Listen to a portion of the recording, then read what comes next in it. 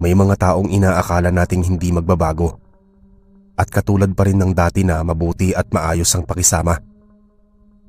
Subalit kapag dumating ang panahon na nasaniban sila o nilukuban ng kasamaan, ay siguradong magiging isa silang mabangis na halimaw na kayang manakit ng kanilang kapwa.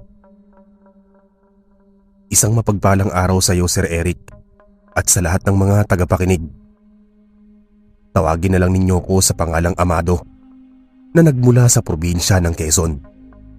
At nais ko pong ibahagi sa inyo ang aming karanasan ng aming pamilya noong magawi kami sa liblib na lugar sa bayan ng San Agustin, kung saan naisipan ng aking mga magulang na magbakasyon doon sa isa sa mga kaibigan nila.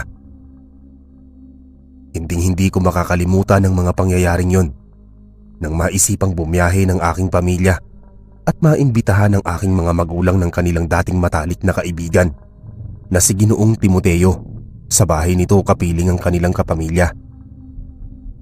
Bagay na hindi naman mapahindian ng mga magulang ko dahil matagal na nilang gustong makita, makasama at makakwentuhan ng kaibigan. Kaya naman naglakbay kami at inabot kami ng ilang oras bago nakarating sa bayan ng San Agustin. Mahaba-haba din ang aming biyahe, kaya naman namiss ko na rin na humiga sa malambot kong kama sa probinsya sa Quezon. Matibay naman ang sikmura ko sa biyahe, basta at makakain ako at makalanghap ng sariwang hangin ay hindi sumasama ang pakiramdam ko.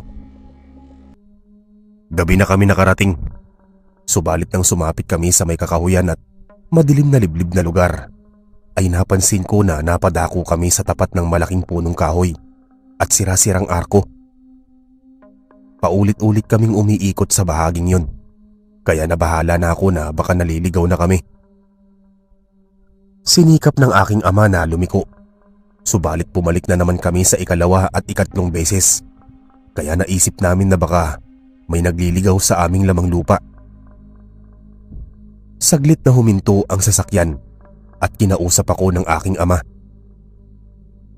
Magbaliktad tayo ng mga damit.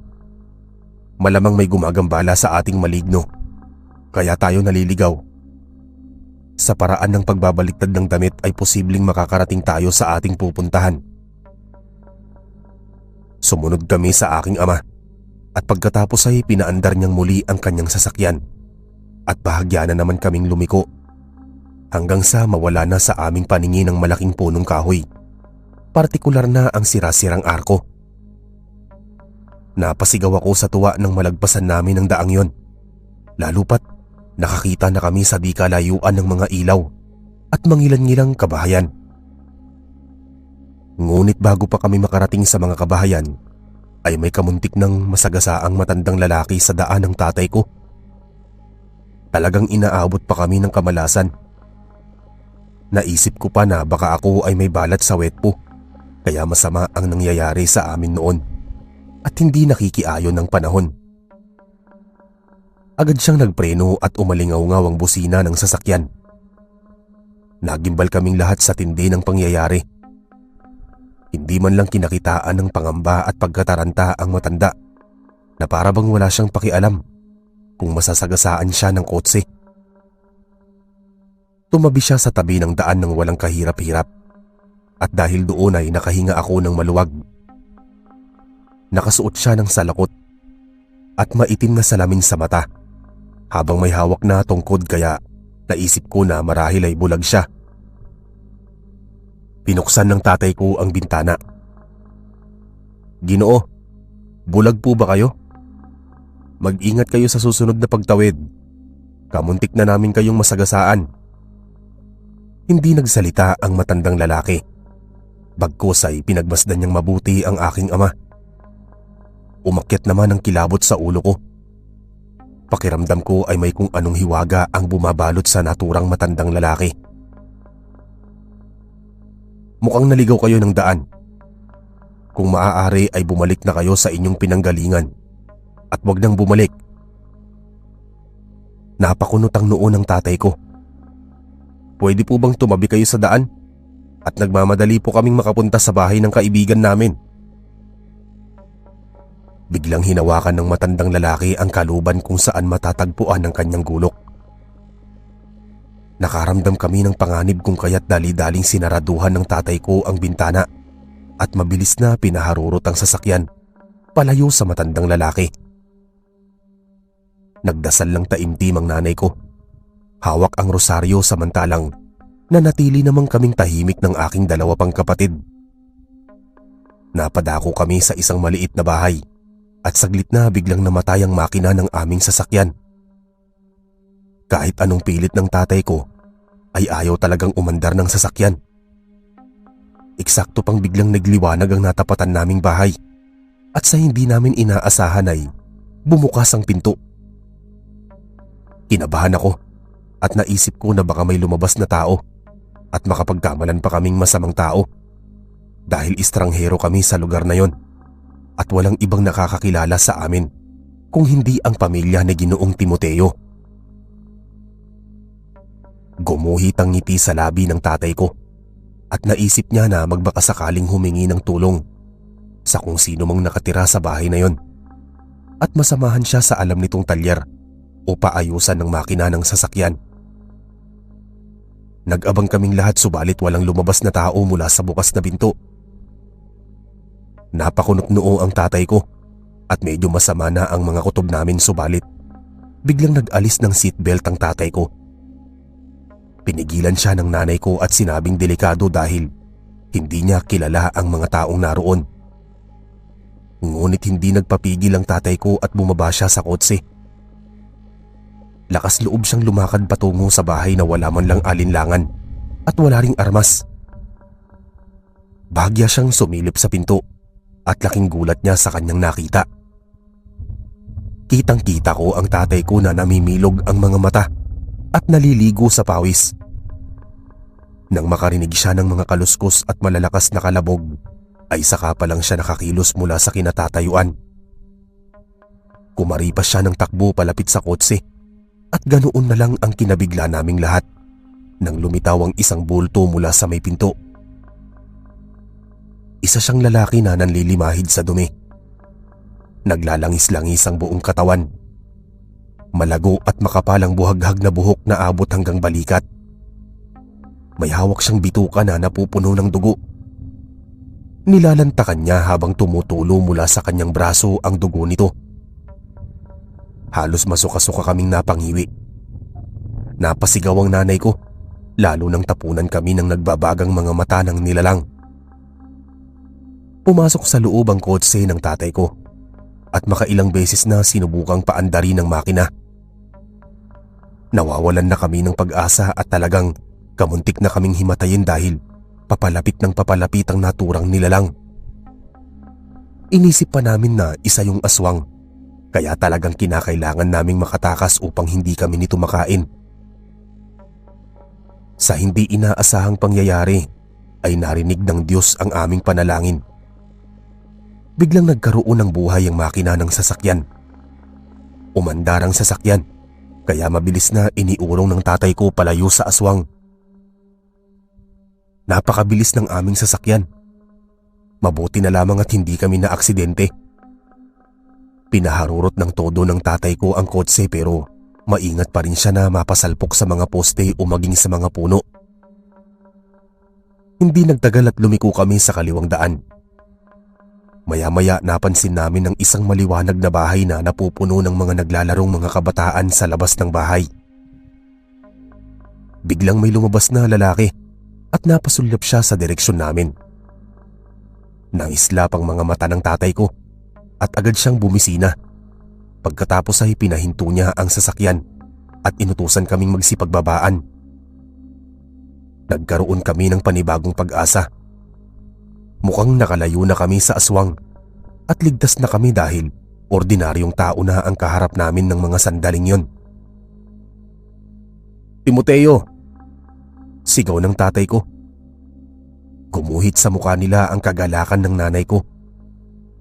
Tila ang lalaking yun ang kanilang hinahanap, kaya nabunutan na ako ng tinik sa lalamunan at nakahinga na rin ng maluwag dahil sa wakas ay mukhang natagpuan na namin ang aming destinasyon. Sinalubong naman sila ng lalaki at niyakap niya ng mahigpit ang tatay ko. Samantalang kinamayan naman niya ang nanay ko. Nakatiyak ako na siya ang matalik nilang kaibigan. Magiliw niya kaming pinatuloy sa kanilang tahanan at pinakilala sa buong pamilya. Napakarami niyang mga anak at kita ko mula sa labas na napakadaming tao sa loob ng bahay. Sinamahan pa ng ilang maliliit na kabataan na mukhang apo ni Ginoong Timoteo. Tuwang-tuwa ako sa kanila dahil mukha silang mababait at palakaibigan. Naniningkit din ang mga mata nila sa labis na katuwaan sa pagbati sa amin. Pagkapasok naming mag-anak sa loob ng bahay ni Ginoong Timoteo, ay bumungad ang malaki at malawak na sala at maraming antigong kasangkapan, kaya naisip ko na nakakaangat sila sa buhay. Nagkakasiyahan din ang mga bata na nagsisipaghabulan at naglalaro, habang abala naman ang mga anak ni Ginoong Timoteo sa paghahanda ng masasarap na pagkain sa mahabang lamesa. Nagtaka kami kung bakit napakarami nilang nakahain sa mesa, samantalang panahon noon ng pag-aayuno, kaya tinanong siya ng tatay ko kung bakit napakaraming pagkain. Paliwanag ni Ginoong Timoteo na kaugalian ng kanilang pamilya na maghanda ng masasarap na pagkain bilang preparasyon sa pagkabuhay muli ng Diyos sa araw ng linggo. Kasabay pa noon ang kaarawan ng kanyang bunsong anak.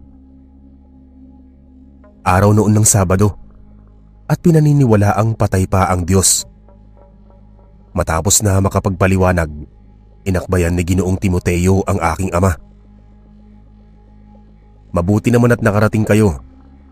Pasensya na kayo at may kalayuan itong bahay namin. Malayo kami sa bayan kaya marahil ay nahirapan kayo sa paghahanap nito. Magiliw niyang pahayag habang pinagmamasdan kami. Pare, huwag mo nang intindihin yun. Masaya kaming pamilya na nakarating sa inyong tahanan. Bago nga pala ang lahat ay nais kong ipakilala sa iyo ang aking mga anak na lalaki. Isa-isa kaming pinalapit at pinagmano kay Ginoong Timoteo. Gayon din sa kanyang asawang si Ginang Pilomena. Pagkatapos ay pinakilala kami ni Ginoong Timoteo sa kanyang 6 na anak at gayon din sa mga apo nito. Talagang masiyahin at magigiliw sila sa mga panauhin. Ganoon nga marahil ang mga tao sa probinsya. Kaya naman nawiwili ang mga turista at tagalungsod na magtungo sa probinsya dahil na rin sa kagandahan ng pag-uugali ng mga tao. Makalipas ang ilang sandali ay inanyayahan kami ng mag-asawa na dumulog sa pagkainan upang pagsaluhan ng nakahaing mga pagkain. Pare, sumimba na ba kayo kanina?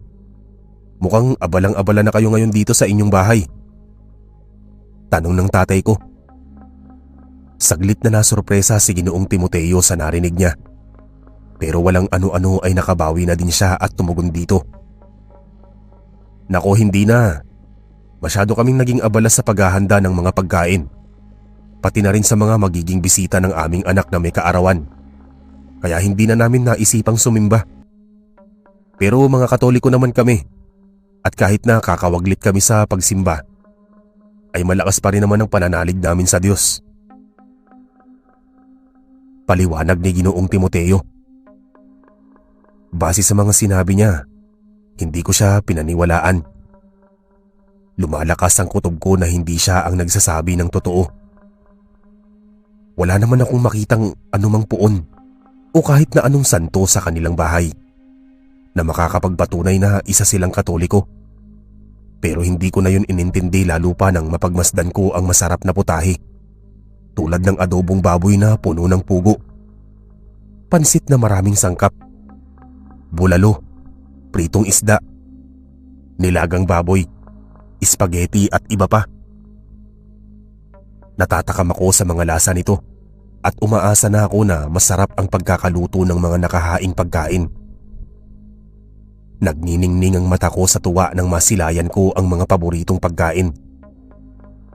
Himas-himas ko ang aking tiyan habang inamoy-amoy ang mga yon. Bagong luto pa kaya nanunuot sa aking pang-amoy ang nakakaakit na aroma ng mga lutong pagkain. Bigla kong naalala ang kabataan ko na madalas kaming ipagluto ng masasarap na almusal, tanghalian at hapunan ng nanay ko. Maraming mga kaibigan at kakilala niya ang makapagpapatunay kung gaano siya kasarap magluto ng mga putahe. Kaya siguro nabihag din niya ang puso ng tatay ko dahil na rin sa masarap na pagkaing niluluto at inihahanda niya para sa amin. Napangisi sa aking direksyon ng nanay ko na mukhang natatawa sa reaksyon ko. Nahahalata niya na gutom na ako. Paborito ko ang pansit at hindi ako gaganahang kumain kung walang maasim na nakalahok ang pansit. May kalamansi po ba kayo o suka? Gusto ko po kasi sa pansit ang maraming nakalagay na katas ng maasim na kalamansi o suka. Tanong ko kay Ginoong Timoteo na sabik na makatikim ng pansit na hinaluan ng katas ng kalamansi. Bahagya siyang nagulat sa mga sinabi ko, pero tumugon naman siya ng mahinahon sa akin. Iho, hindi kami gumagamit ng suka o kalamansi dito sa bahay. Ngumiti siya sa akin bago ipinukol ang atensyon sa aking ama at ina. Saglit akong nagtaka. Imposible naman na mawalan sa isang bahay ng suka o kalamansi dahil pampalasa yun ng mga pagkain at ginagamit din na panlunas sa mga sakit. Gusto ko sanang magtanong upang maibsan ang kuryosidad ko. Subalit nahiya ako sa pwedeng isagot sa akin o maging impresyon ni Ginoong Timoteo. Kaya mas pinili ko na lang manahimik at hindi na ipagpilitan ang laman ng isip ko. Sa kabila ng lahat ay medyo nalungkot ako at naisipan ko na kapain ang bulsa ko, subalit laking gulat ko na hindi ko inaasahang may naramdaman akong ilang piraso ng kalamansi na bigla ko na lang naalala na kinuha ko pa sa punong kalamansi sa tapat ng aming bahay. Uupo na sana ako nang makaramdam ako ng pagkaihi. Punong-puno na pala ang pantog ko, kaya naman magalang akong nagtanong kay Ginoong Timoteo kung saan matatagpuan ang direksyon ng palikuran. Mawalang galang na po, Ginoong Timoteo. Maaari po ba akong gumamit ng inyong banyo? Naiihi na po ako. Nahihiya kong pagtatanong. Oo, iho. Dumiretso ka lamang sa may kusina patungo sa dulo. Huwag kang liliko at papasok sa ibang silid dahil silid tulugan yun ng aking mga anak. Nasa diretsong daan lamang ang banyo. Naiintindihan mo? Sumang-ayon ako at dali-dali akong naglakad patungo sa may kusina. Naglakad ako sa kahabaan ng daan at hindi naman mahirap sa akin dahil may ilaw naman ng bumbilya na tumanglaw sa daan, kung saan may napansin akong 2 kwarto sa gawing kaliwa at 2 pang kwarto sa kanan. May kung anong kumakaluskos at kumakalansing buhat sa isang kwarto. Pero hindi ko na yun pinansin at nagmamadali ko na tinahak ang banyo. Binuksan ko ang ilaw at mabilis akong umihi. Makalipas ang ilang sandali ay nakahinga ako ng maluwag matapos kong mailabas lahat ng ihi mula sa pantog ko, at kasunod nun ay pinatay ko ang ilaw. Saka ako lumabas ng banyo. Hindi pa ako nakakalayo nang makarinig ako ng ipit at umuungol na tinig buhat sa isang kwarto sa gawing kanan. Nagugulat na lamang ako sa mga bagay na naririnig ko sa bahay na yon. Marahil sa dami ng panauhin ay talagang umaalingaw-ngaw ang samot-saring ingay at mga kaluskos sa paligid. Hindi ko na sana papansinin at inisip ko na baka guni-guni ko lamang, subalit palakas ng palakas ang naturang tinig at hindi na yun basta-basta na dapat ipagsawalang bahala. Kaya sinubukan ko na pihitin ang siradura at eksaktong hindi nakalak ang pinto. Kinakabahan ako sa kung anumang nagaganap sa loob, pero nagbabaka sakali ako na hindi ko ikakapahamak ang aking kapangahasan. Binuksan ko sa maliit na paraan ang pinto at sumilip ako sa loob. Kahit nakukonsensya ako sa ginawa ko ay nilabag ko ang pagtupad sa nararapat kong gawin. Dahil hindi na matahimik ang sarili ko sa dami ng mga tanong na naglalaro sa isip ko. Noong masaksihan ko kung anong nagaganap sa loob, ay halos mapaduwal ako nang makita ko na puno ng sariwang dugo ang buong dingding, pati na rin ang kama kung saan may isang binatilyong lalaki ang kumakain ng lamang loob. Punong-puno ng dugo ang kanyang bibig at tumutulo ang kanyang laway habang ngumunguya siya ng mistulang bituka ng tao. Hawak niya ang puso at talagang ginaganahan siyang kumain sa mabaho at walang kahangin-hanging silid tulugan. Hindi ko na nagawang saraduhan ng pinto. Napahawak ako sa aking liig pababa sa dibdib ko. Kinontrol ko ang pangangasim ng aking sikmura hanggang sa sumagi sa isip ko ang mga nilutong pagkain sa lamesa, gayon din ang mga sinabi ni Ginoong Timoteo, at naisip ko na marahil ay aswang ang kanyang buong pamilya. Nagimbal ako at talagang umakyat ang kilabot sa batok ko pataas sa ulo ko. Noon lamang ako nakakita sa buong buhay ko ng kahindik-hindik na pangyayaring ginawa ng kampon ng kadiliman sa kapwa ko. Nakakasigurado ako na lamang loob ng tao ang kinakain ng binatilyo sa loob ng kwarto, kaya hindi na ako nagtataka kung kumakain din ng karne ng tao ang bawat miyembro ng pamilya ni Ginoong Timoteo. Kahina-hinala pa na hindi sila gumagamit ng suka o kalamansi sa bahay. Samantalang, mahilig ang mga karamihan sa mga Pilipino ang kumakain ng mga pagkaing may halong maaanghang at maasim na katas ng kalamansi o suka. Hindi ko sukat akalain na panay kababalaghan ang makakaengkwentro namin ng mga aswang sa San Agustin. At ang lubos ko pang ikinababahala at ikinatatakot ay wala kaming kalaban-laban sa kanilang teritoryo. At mukhang hindi magtatagal ay mapapatulad na din kami sa mga taong pinapatay at kinakain nila. Nagtataka pa ako kung may alam ang tatay ko sa buong pagkatao ng kaibigan. Pero kung wala man siyang alam, hindi nakapagtatakang tiwalang-tiwala siya dito. Lumakad ako patungo sa may hapagkainan. Nasaksihan ko na masaya silang nagkwentuhan, naghahalakhakan at kumakain ng mga masasarap na pagkain. Nag-uumpisang sumubo at kumain ng spaghetti ang mga kabataan nang mapansin ko na amos-amusan na silang ngumunguya ng pasta. Pero hindi yun pasta, kung hindi hiniwa-hiwang balat ng tao na punong-puno ng malalapot na dugo.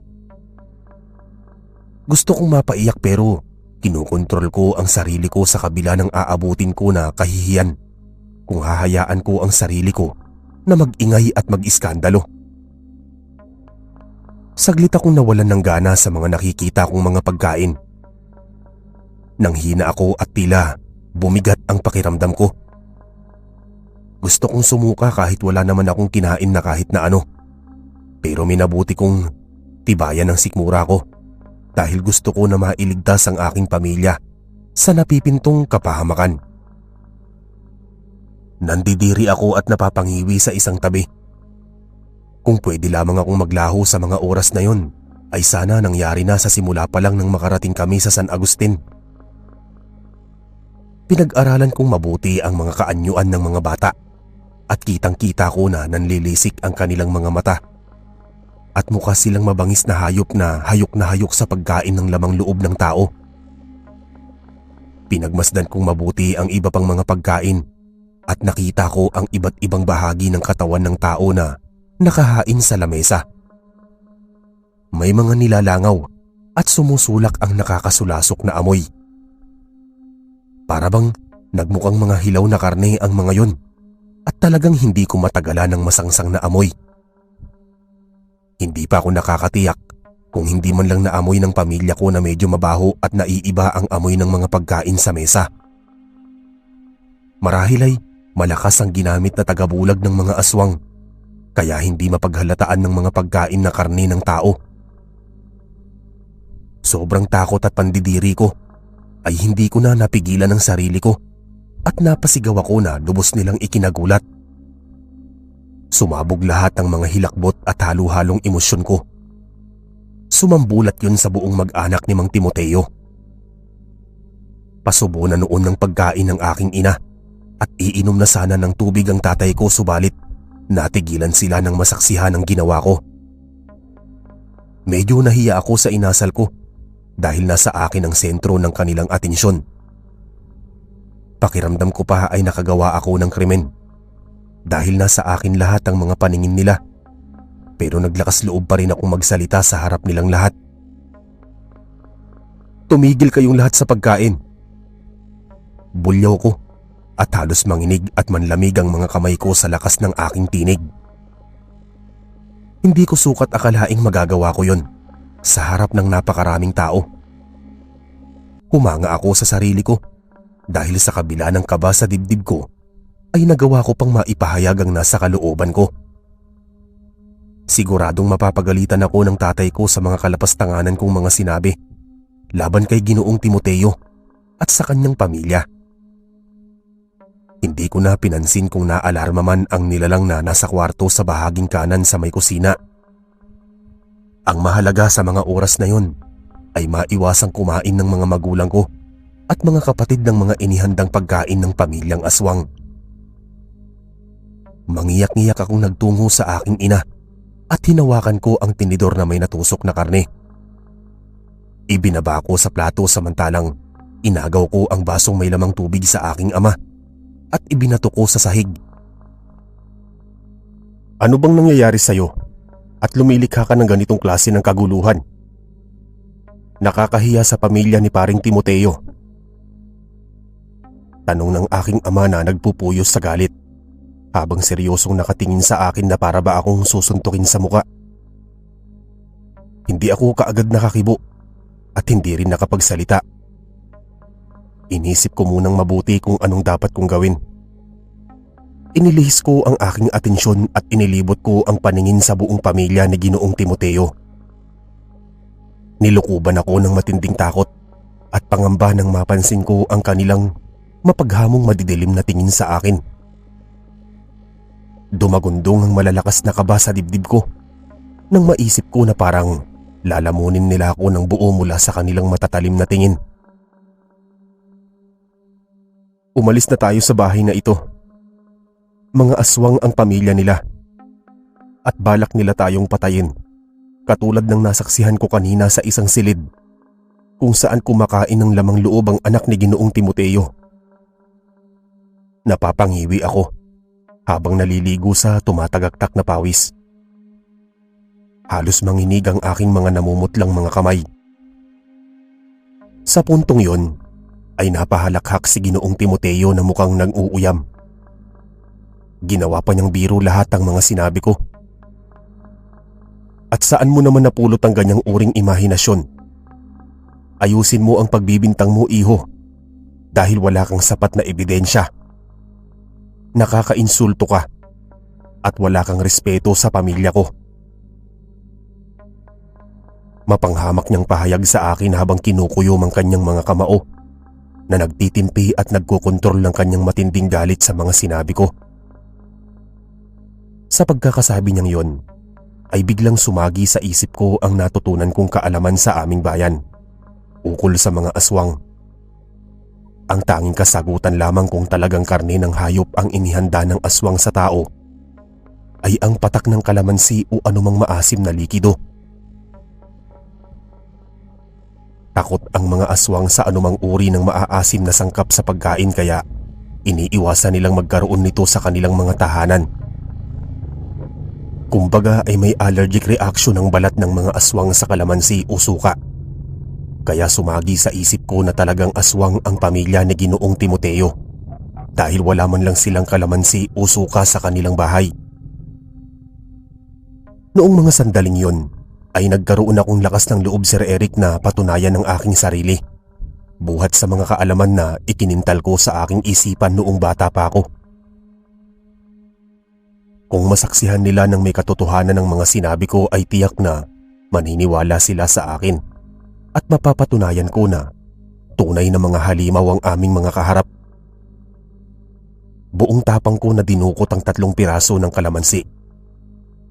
Tinusok ko ng tinidor at hinilis ko ng kutsilyo ang isang kalamansi at pinagpapataka ng mga lutong putahe. Sa una ay hindi agad umepekto ngunit Hindi nagtagal ay luminaw at nagbagong anyo ang mga pagkain.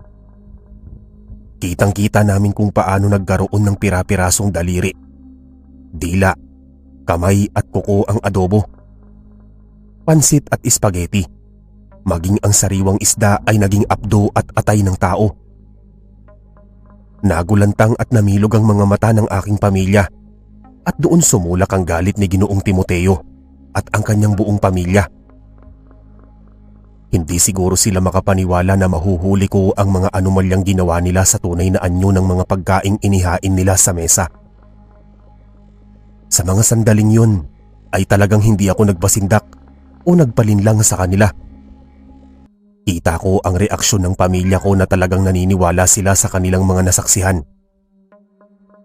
Sa pagkakataong yun ay napahiya sa pamilya ni Ginoong Timoteo. Hindi ko na sila binigyan ng kahihiyan at wala na silang dapat pang isikreto sa amin dahil nabisto na namin ang tinatago nilang katauhan. Nagsipagtayuan silang mag-anak at nag-umpisang magbagong anyo. Bagay na lubos kong ikinagulat. Kumunot at kumulubot ang kanilang mga noo. Kumapal ang kilay at bumuhaghag ang mga buhok. Humaba at tumulis ang mga pangil, gayon din ang kuko sa daliri at mga kuko sa paa. Nagbabaga ang kanilang mga mata at medyo humaba ang kanilang mga bias. Kasabay nun ay sumulak ang masangsang nilang amoy na ikinasakit ng ilong ko. Nagsipagsigawan at naghayag ng kapangyarihan ng mga aswang habang nagtatangis ang mga pangil nila na nakabungis-ngis sa aming lahat. Takot na takot kaming mag-anak na pinanood ang kagilagilalas nilang pagbabagong anyo bilang aswang. Kaya bago pa nila kami mapatay ay nagpumilit kaming makalabas ng bahay. Subalit hinarang kami ng dalawang anak ni Ginoong Timoteo at pinagtutulak nila ang aking dalawang kapatid. Samantalang sinampal naman ng asawa ni Ginoong Timoteo ang aking ina. Sinuntok ng tatay ko si Ginoong Timoteo. Ngunit sa kamalasan niya ay tinadyakan siya nitong makailang beses bago binuhat at iwinasiwas sa ere bago ibinagsak sa sahig. Sa sobrang galit ko ay pinuslitan ko siya ng patak ng kalamansi sa kanyang mga mata at nagsumigaw siya sa pagkalakas-lakas. Nahablot niya ako at iniuntog sa malaking kahoy na upuan. Kamuntik na akong mawalan ng malay. May kaunting dugong lumabas mula sa aking noo. Sinikap ko na makabangon nang biglang nagbukas ang pinto at may naghagis ng malaking bato na tumama sa ulo ni Ginoong Timoteo. Sunod-sunod ang paghagis ng mga bato. Nalubos na ikinabahala ng buong pamilya. Umilag sila sa mga paulit-ulit na paghahagis ng bato hanggang sa lumitaw ang isang matandang lalaki sa labas ng bahay. Nakasuot siya ng salakot at maitim na salamin sa mga mata. Inakala ko pa na bulag ang matandang lalaki, pero ilusyon ko lamang pala yun. Nagulat ako at nakilala ko ang naturang pamilyar na matandang lalaki. Hindi ako maaaring magkamali at hindi rin ako dinadaya ng aking paningin. Posibleng nakatadhanang makilala namin siya kahit pinagtagpo-tagpo kami sa hindi inaasahang kaganapan. Siya ang nakausap ng tatay ko bago kami makarating sa bahay ni Ginoong Timoteo. Nasindak ako sa posible niyang gawin pero wala akong ibang nagawa kung hindi panoorin ang kasunod na mangyayari. Sinugod ang matandang lalaki ni Ginoong Timoteo, ngunit mas naging mabilis ito. Sinabuyan niya ito ng asin sa katawan at bahagyang nasunog ang kanyang balat. Umatake naman ang mga anak ni Ginoong Timoteo at naghanda ang matandang lalaki. Kinuha niya sa kanyang bulsa ang isang kaha ng mapupulang posporo. Kiniskisan hanggang sa mag-apoy ang dulo ng posporong may sindi. Itinapon niya sa sahig hanggang sa makarating sa mga paa ng mga kalalakihang aswang. Namuo ang galit ng asawa ni Ginoong Timoteo. Gayon din ang mga apo nito kaya sumugod sila, ngunit binato sila ng matandang lalaki ng napakaraming tinik ng kaktus na ikinaatras nila at nagsipagtago sila sa isang sulok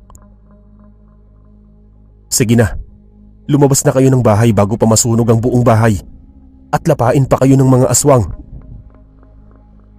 Utos ng naturang matandang lalaki. Naisip namin na tama siya, kaya nagmamadali kaming lumabas ng bahay at nagkapit-kapit kamay kaming nagtungo sa aming sasakyan. Inabangan pa namin ang paglabas ng naturang matandang lalaki. Nakarinig kami ng malalakas na pag-ungol at pagsigaw ng mga aswang, at makalipas ang ilang sandali ay lumabas ang matandang lalaki. Hawak niya sa tigkabila ang kamay ang dalawang ulo ng mga batang aswang. Pagkatapos ay itinapon niya sa isang tabi. Puno ng mansa ng dugo ang kanyang mga damit. Naglakad siya patungo sa aming direksyon habang unti-unting nasusunog ang buong kabahayan ni Ginoong Timoteo.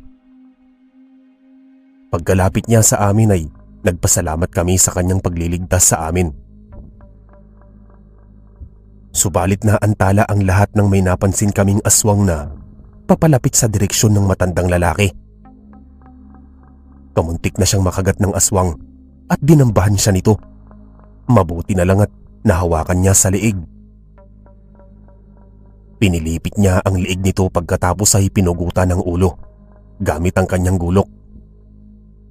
Tumalsik ang dugo ng aswang bago bumagsak sa lupa ang katawan nito.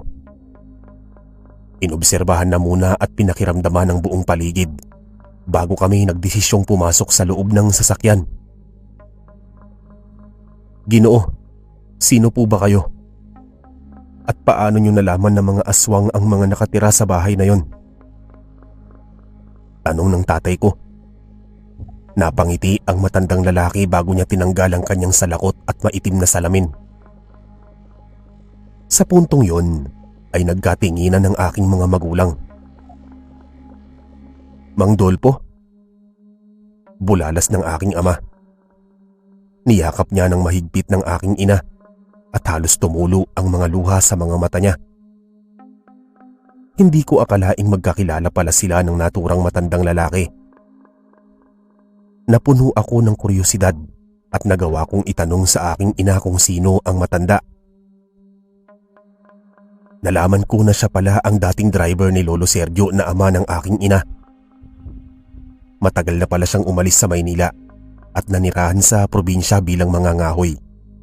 At medyo malayo ang bahay niya buhat sa bahay ni Ginoong Timoteo. Bilang pasasalamat ay inihatid namin siya sa kanyang bahay. At pagkadating namin sa bahay nila ay nakipagkwentuhan na muna ang aking mga magulang sa pamilya ni Mang Dolpo. Doon namin nadiskubre na matagal na pala niyang minamanmana ng pamilya ni Ginoong Timoteo. Dahil isa sa miyembro ng pamilya nito ang nakaaway at nakapatay sa ikalawa niyang anak na binata. Gumanti siya upang maprotektahan ng kanyang pamilya. Kaya simula nang mamatay ang kanyang anak ay walang araw na ninais niyang mapatay ang buong pamilya ng mga aswang. Nakahanap lamang siya ng tiyempo noong gabing yon. At eksakto pang dumating ang aming pamilya sa bahay ng mga aswang. Wala siyang masamang intensyon sa amin simula pa nang makita niya kami sa tabi ng daan. Balak na sana niyang bigyan kami ng babala at magpakilala sa tunay niya ng pagkatao. Subalit pinangunahan kami ng takot at nagmamadaling umalis, kaya minabuti na lamang niya kaming sundan sa labas ng bahay ni Ginoong Timoteo. Hindi na rin kami nagtagal sa kanilang bahay pero pinabaunan kami ng mga agimat at pangontra sa aswang ng kanyang pamilya. Nagpasalamat kami sa kabutihan nilang pinakita sa amin bago kami nagdesisyong umalis. Pinaandar na muli ng aking ama ang kanyang sasakyan at nag-umpisa na naman kami sa mahabang biyahe. Nang makabalik kami sa probinsya sa Quezon ay bumalik kami sa aming ordinaryong buhay.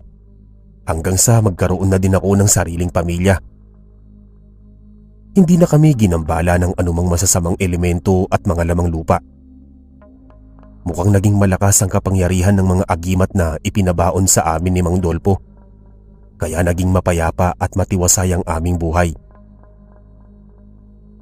Sa totoo lang, Sir Eric, marami akong natutunan mula sa aming naging karanasan. Hindi pala parating sa tagal ng pinagsamahan makikilala mo ang isang nilalang. Maraming pagbabago sa mundo na pwedeng makaapekto sa gawi at pag-uugali ng sinuman. Kaya mas mainam pa rin ang paggawa ng mabuti at malakas na pananampalataya sa Diyos. Dahil yun ang matibay na sandigan upang mabuhay ng mapayapa sa buhay at malayo sa anumang peligro. Hanggang dito na lamang po ang aking ibabahaging kwento. Sana ay may napulot kayong aral buhat sa aming mga naging karanasan ng kami ay nagawi at naligaw sa